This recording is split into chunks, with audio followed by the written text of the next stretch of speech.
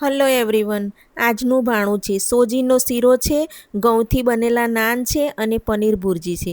તો સરસ એવી આપણી પનીર ભુરજી બી બની ગઈ છે અને સોજીનો બી શીરો છે અને ઘઉંથી સાદી સિમ્પલ રીતે આપણે નાન બનાવ્યા છે. તો આપણો નાન, પનીર ભુરજી અને સોજીનો શીરો. તો હવે આપણે એની રેસીપી જોઈએ. તો સૌથી પહેલાં આપણે પનીર ભુરજી બનાવીએ છીએ.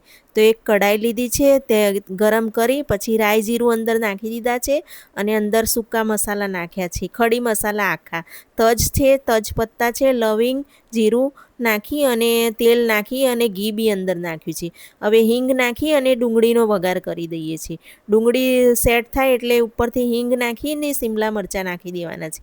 પછી ટામેટું નાખવાનું છે અને પ્રોપર એને હલાવવાનું છે. બધું જ વઘાર સેટ થાય, બધું ફ્રાય થાય ત્યાં સુધી એને થવા દેવાનું છે. અને પછી હવે ઉપરથી લસણ આદુને ખાંડી લીધું છે. લસણ આદુની પેસ્ટ છે, ખલથી ખાંડી અને અંદર ફ્રાય કરવા દેવાની છે. લસણને બરોબર શેકાવા દેવાનું છે અંદર, એટલે બધું જ બરોબર ફ્રાય થઈ જાય ત્યાં સુધી એને લસણ સેટ થાય ત્યાં સુધી શેકાવા દેવાનું છે. હવે ઉપરથી આપણે મરચું મસાલા કરવાના છે. તો સ્વાદ અનુસાર ધાણા જીરું પાવડર, મરચું પાવડર અને હલ્દી પાવડર બધું જ સરાસર વ્યવસ્થિત બધું બરાબર સેટ કરી અને નાખી દેવાનું છે.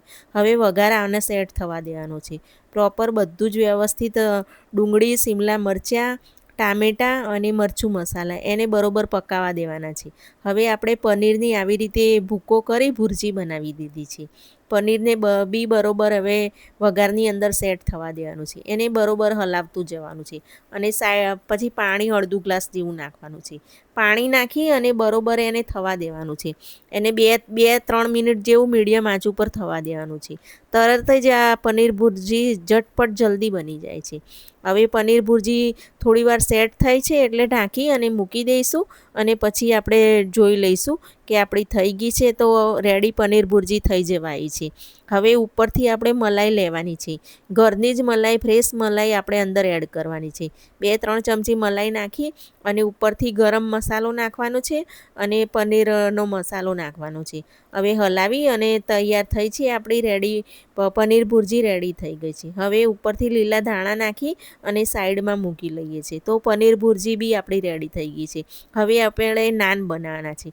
નાન બનાવવા માટે ઘઉંનો લોટ લીધો છે, અંદર દહીં નાખ્યું છે, તેલ નાખ્યું છે અને ખાંડ એક 2 ચમચી જેવી નાખી છે અને સ્વાદ અનુસાર મીઠું અને ખાવાનો સોડા નાખ્યો છે.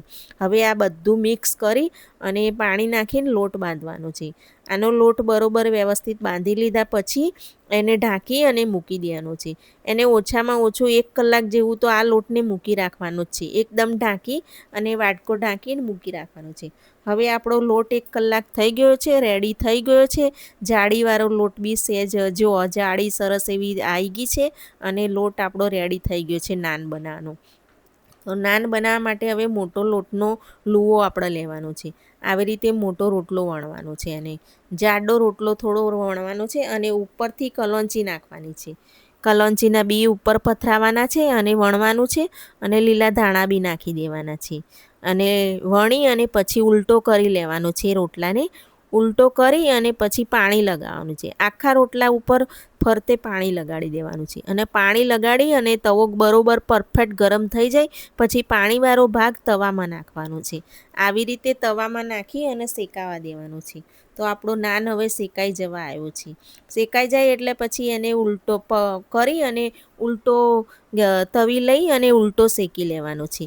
તો આવી રીતે સરસ આપણો નાન બી રેડી થઈ જાય છે. સરસ એવા ઘરેથી સિમ્પલ રીતે આપણા નાન સરસ ઝટપટ તૈયાર થઈ જાય છે. તો વારાફરતી આવી રીતે બધા જ નાન બનાવી લેવાના છે. તો સરસ એવા આપણા રેડી ઘરેથી ઘઉંથી જ બનાવેલા નાન રેડી છે. આ રેસીપીમાં નાન બહુ જ સરસ લાગે છે. પનીર ભુરજી સાથે ખાવાનો ટેસ્ટ બહુ સરસ આવે છે અને ઘરેથી જ બનાવેલા નાન છે અને ઘઉંથી બનાવેલા છે અને સિમ્પલ જ રીતે આપણા નાન બની અને રેડી થઈ ગયા છે. હવે આપણે બનાવવાનો છે શીરો. તો શીરો બનાવવા માટે કઢાઈ લીધી છે અને અંદર ઘી નાખી દીધું છે. ઘી ગરમ થાય એટલે સોજી નાખવાનું છે. આવી રીતે સોજી નાખી દેવાનો છે હવે સોજીને બરોબર ઘીમાં એને સાંતળવા દેવાનો છે, બરોબર શેકાવા દેવાનો છે. આવી રીતે એને સોજીના ઘી સાથે હલાવતા જ જવાનું છે. જ્યાં સુધી આછો બ્રાઉન રંગ થોડો સોજીના એમાં આવે ના ત્યાં સુધી એને હલાવતા જ જવાનું છે. તો સોજીનો શીરો બી જલ્દી બની જાય છે, ઝટપટ બની જાય છે. હવે થોડું થઈ જવા આવે, ફ્રાય થઈ જાય એટલે અંદર ઇલાયચી લેવાની છે અને કાજુ બદામ આવી રીતે કટ કરી દીધા છે અને કટ કરી અને પછી અંદર નાખવાના છે. તો સોજી અને બદામ કાજુ બરોબર સેટ અંદર થાય ત્યાં સુધી શેકાવા દેવાનું છે. પછી આપણે પાણી બનાવ્યું છે, અંદર ગોળ નાખેલું છે, પાણીમાં ઉકાળી લીધું છે, સાઈડમાં પાણી ગોળ નાખી પાણી લઈ અને ઉકાળી લીધું છે.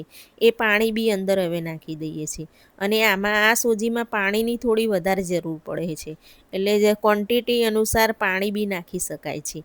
તો પાણી નાખ્યા પછી આવી રીતે હલાવી લેવાનું છે અને ઝટપટ આપણો સોજીનો શીરો બી સરસ બની જાય છે. તો આ સોજીનો શીરો ખાવાનો હેલ્ધી બી છે અને ટેસ્ટ બી બહુ સારો લાગે છે અને ઝટપટ મિનિટોમાં બની જાય છે. તો આપણી આ રેસીપી સોજીનો શીરો બી જલ્દી બની ગયો છે, ઘઉંથી બનેલા નાન બી બની ગયા છે અને પનીર ભુરજી બી બની ગઈ છે. તો મારી આ રેસીપી પનીર ભુરજી, ઘઉંથી બનેલા નાન અને આ સોજીનો શીરો, તો મારી રેસીપી પસંદ આવી હોય તો મારો વિડીયો લાઈક કરજો, શેર કરજો અને મારી ચેનલને સબસ્ક્રાઈબ કરી દેજો. મારા આવા જ વિડીયો જોવા માટે એકદમ સિમ્પલ જ રીતે, સિમ્પલ સરળ રીતે મારી રેસીપી જોવા માટે મારી ચેનલને સબસ્ક્રાઈબ કરી દેજો. તો હવે જોઈ શકો છો કે આપણે સોજીનો શીરો બી ઝટપટ જલ્દી એવો રેડી થઈ ગયો છે. તે હવે આપણે સોજીનો શીરો બી સાઈડમાં લઈ લઈએ છીએ. તો આપણો સોજીનો શીરો છે અને પનીર ભુરજી છે અને ઘઉંથી સિમ્પલ સરળ રીતે બનેલા નાન છે. તો મારી આ રેસીપી પસંદ આવી હોય તો મારો વિડીયો લાઈક શેર કરી દેજો.